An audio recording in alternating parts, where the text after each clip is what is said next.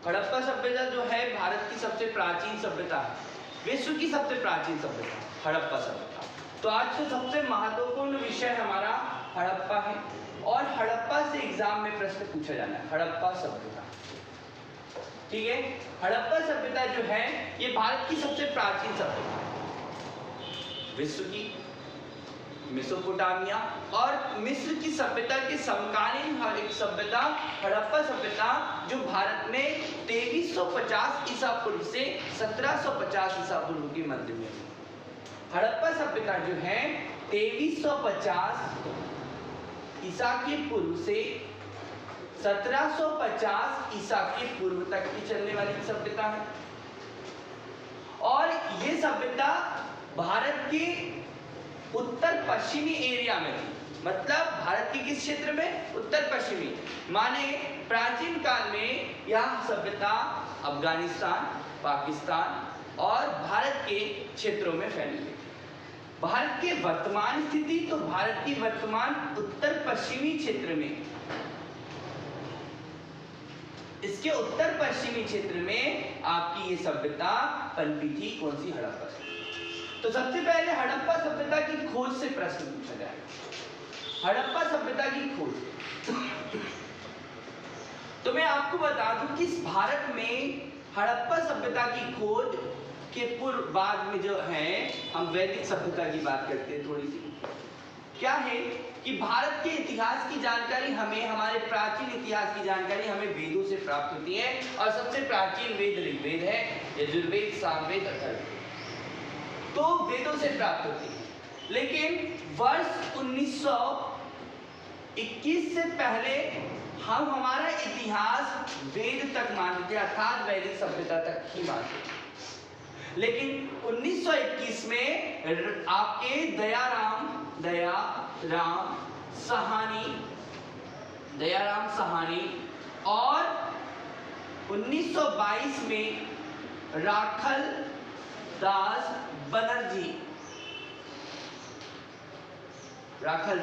बनर्जी इनके द्वारा खोजे गए प्रमुख हड़प्पाई स्थल के कारण हमारा इतिहास और लगभग 1500 साल आगे बढ़ा।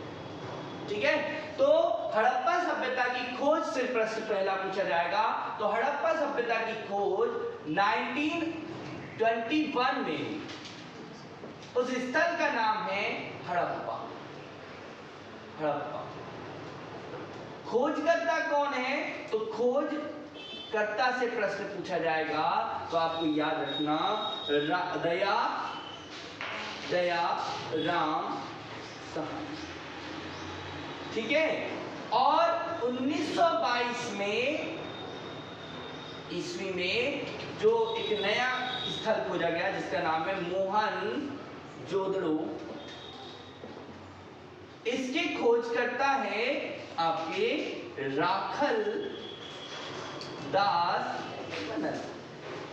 तो क्लियर आपको ध्यान रखना कि हड़प्पा सभ्यता 2350 ईसा पूर्व से 1750 ईसा पूर्व के मध्य में रही। अब देखिए इसकी प्रारंभिक अवस्था तो भैया 2500 ईसा पूर्व और कब तक? 1500 ईसा पूर्व। इसको भी हम देखेंगे। तो 1922 में मोहनजोदड़ो की खोज हुई और 1921 में हड़प्पा की खोज हुई। खोजा गया स्थल हड़प्पा सबसे पहले था, इसलिए इसका नाम हड़प्पा पड़ा। और सिंधु नदी के आसपास एक ये सभ्यता खोजी गई, प्रमुख स्थल सिंधु नदी के आसपास मिले, इसलिए इस सभ्यता का नाम सिंधु घाटी सभ्यता कहलाया। तो आपको यहाँ पर ध्यान रखना है कि भारत के उत्तर पश्चिम क्षेत्र में एक सभ्यता है जिसका नाम हड़प्पा सभ्यता है। जो क्या? तो पहली बात तो ये मात्र सत्तात्मक सभ्यता है, मात्र सत्तात्मक।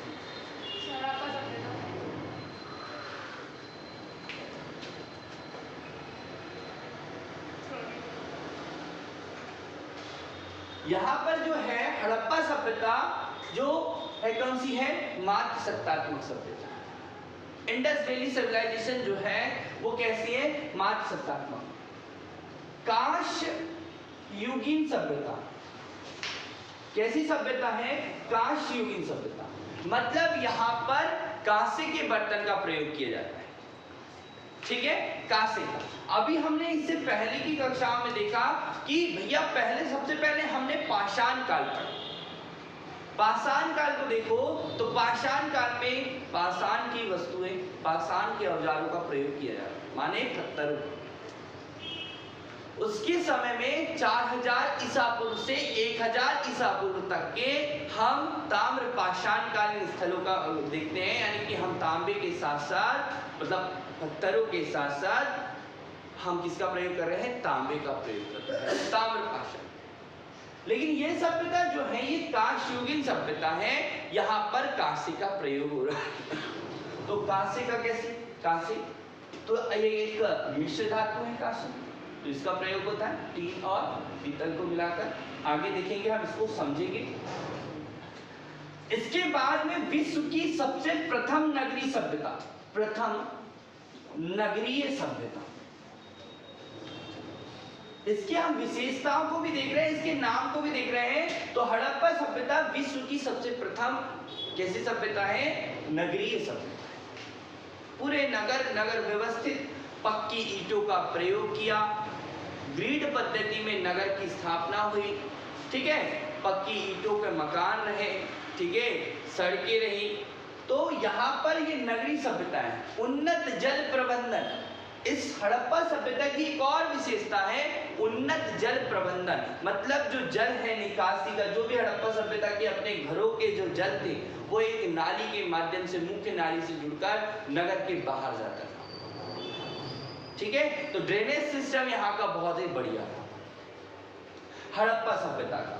तो आप देख रहे हैं मात्र सत्तात्मक सभ्यता, कांस्य युगीन सभ्यता, प्रथम नगरीय सभ्यता, उन्नत जल प्रबंधन सभ्यता, ये सभ्यता के नाम है या इसकी विशेषता है, आपको ये ध्यान। तो हम देखते हैं मैप पर कि हड़प्पा सभ्यता का स्थल क्या है, इसका क्षेत्र क्या है, इसका विस्तार क्या क्या है। तो हड़प्पा सभ्यता, जैसा कि मैंने आपको बताया कि भारत को उत्तर पश्चिमी क्षेत्र में, भारत की किस तरफ है? उत्तर पश्चिमी क्षेत्र में है। तो हड़प्पा, अब यहाँ पर देखिए हड़प्पा सभ्यता का सबसे पहला बात कि इसका क्षेत्रफल की बात करें, इसकी बात करें क्षेत्रफल। तो हड़प्पा सभ्यता का जो क्षेत्रफल है वो क्या है? तो हड़प्पा सभ्यता का क्षेत्रफल 12,99,600 वर्ग किलोमीटर का क्षेत्र, लगभग हम कह सकते हैं, लगभग कितना बेटा? लगभग 13 लाख, कितने लाख? 13 लाख वर्ग किलोमीटर। जो हड़प्पा सभ्यता है इसका क्षेत्रफल 12,99,600 वर्ग किलोमीटर, लगभग 13 लाख वर्ग किलोमीटर क्षेत्र में फैली है, जिसका उत्तर से दक्षिण विस्तार जो है 16, उत्तर से दक्षिण विस्तार 1400 किलोमीटर और पूर्व से पश्चिम विस्तार 1600 किलोमीटर। इस हड़प्पा सभ्यता का उत्तर से दक्षिण विस्तार 1400 किलोमीटर है और पूर्व से पश्चिम विस्तार 1600 किलोमीटर। अब हम देखते हैं हड़प्पा सभ्यता के वह स्थल जो हमें प्राप्त हुआ। इनमें हम उत्तर, दक्षिण, पूर्व, पश्चिम की भी बात करें तो उत्तर में इसका विस्तार जम्मू कश्मीर तक, दक्षिण में इसका विस्तार महाराष्ट्र, पूर्व में उत्तर प्रदेश और पश्चिम में बलूचिस्तान पाकिस्तान तक की है। जो हड़प्पा सभ्यता है ये उत्तर में मांडा जो जम्मू कश्मीर में है, नदी का नाम ही आपको याद रखना, चिनाब नदी के किनारे है। दक्षिण में दायमाबाद जो प्रवरा नदी के किनारे है और जो प्रवरा नदी जो है वो गोदावरी की सहायक नदी है जो यहाँ पर है, कहाँ? महाराष्ट्र। पूर्व में आलम गिरपुर है। आलमगीरपुर जो है वो हिंडन नदी के किनारे है, मेरठ में। मेरठ आप जानते हैं कहाँ पर है, यूपी में। और आपका पश्चिमी विस्तार है बलूचिस्तान, और बलूचिस्तान जो है ये कहाँ पर है, वो पश्चिम में स्थित है बलूचिस्तान, जो सुत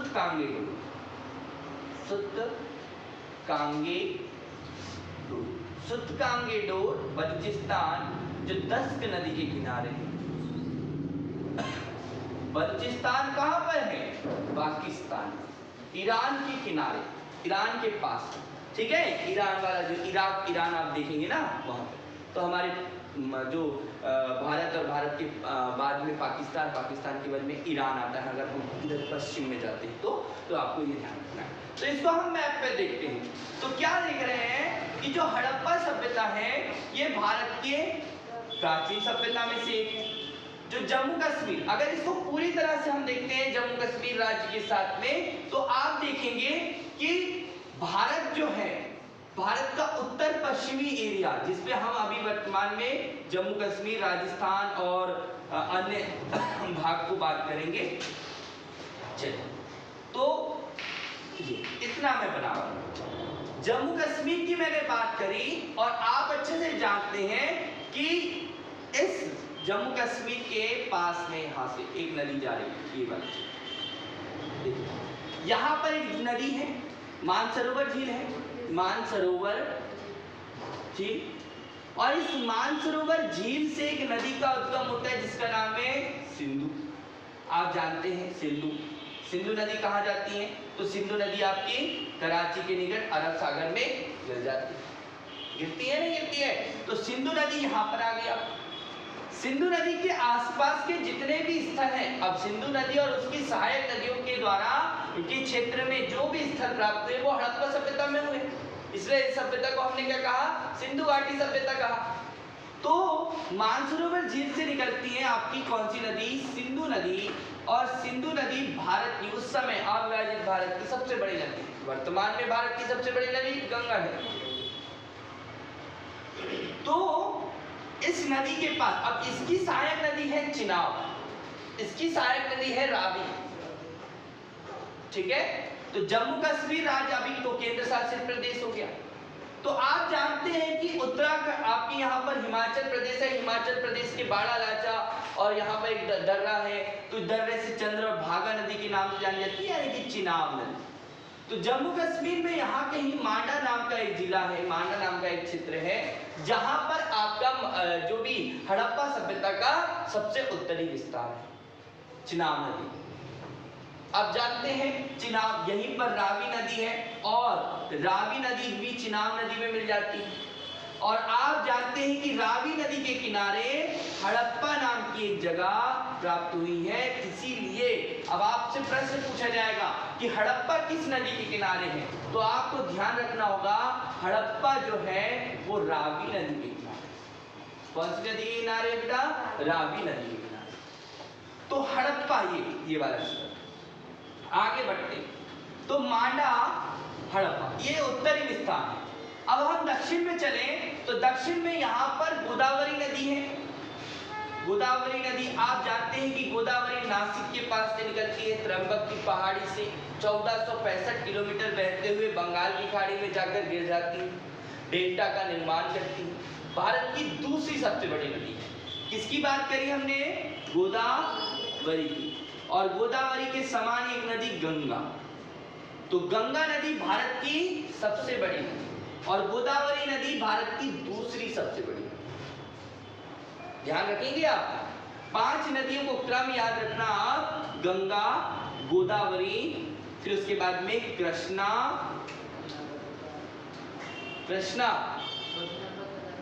तो कृष्णा, गंगा, गोदावरी, कृष्णा, यमुना और नर्मदा, ये आपको ध्यान रखना है।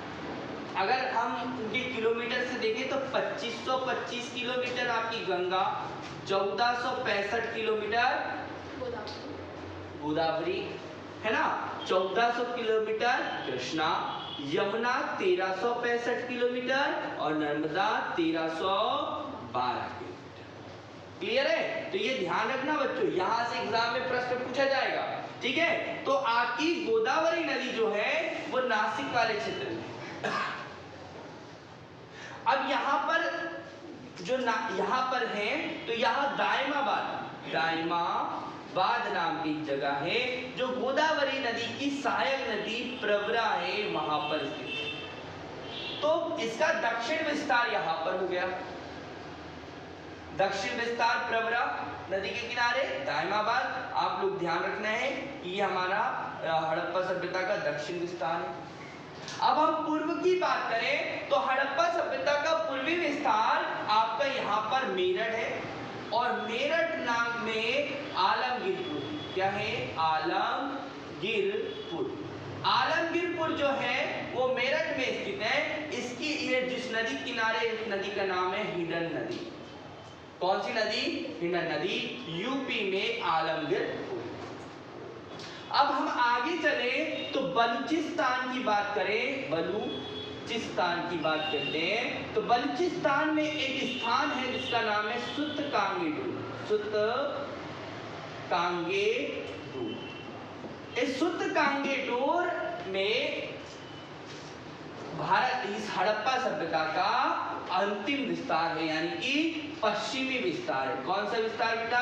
पश्चिम विस्तार। उत्तर विस्तार मांडा, जम्मू कश्मीर, चिनाब नदी। कौन सी नदी? चिनाब नदी।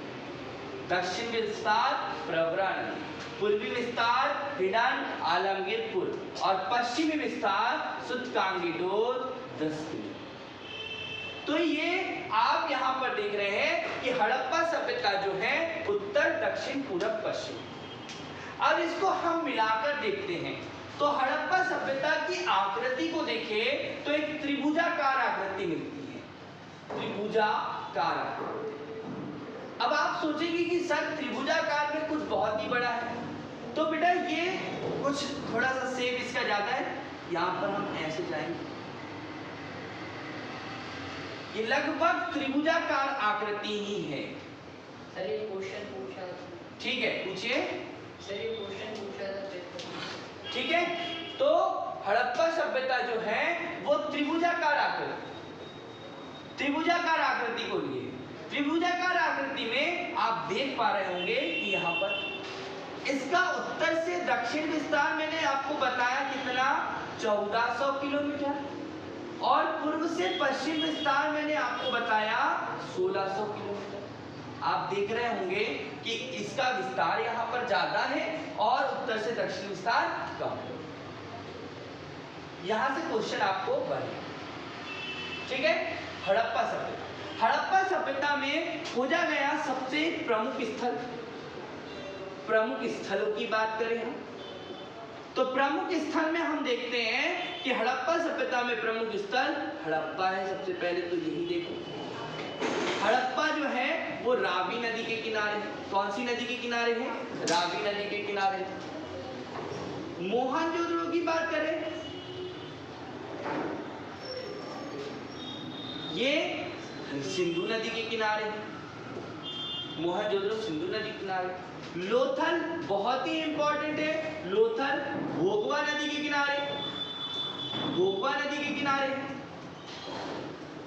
और अन्य जैसे कि रंगपुर, कालीबंगा, रोपड़, वनमाली, अनेक जहुंदड़ो, अनेक स्थल जो है वो हड़प्पा सभ्यता में आपको देखने को मिलते हैं।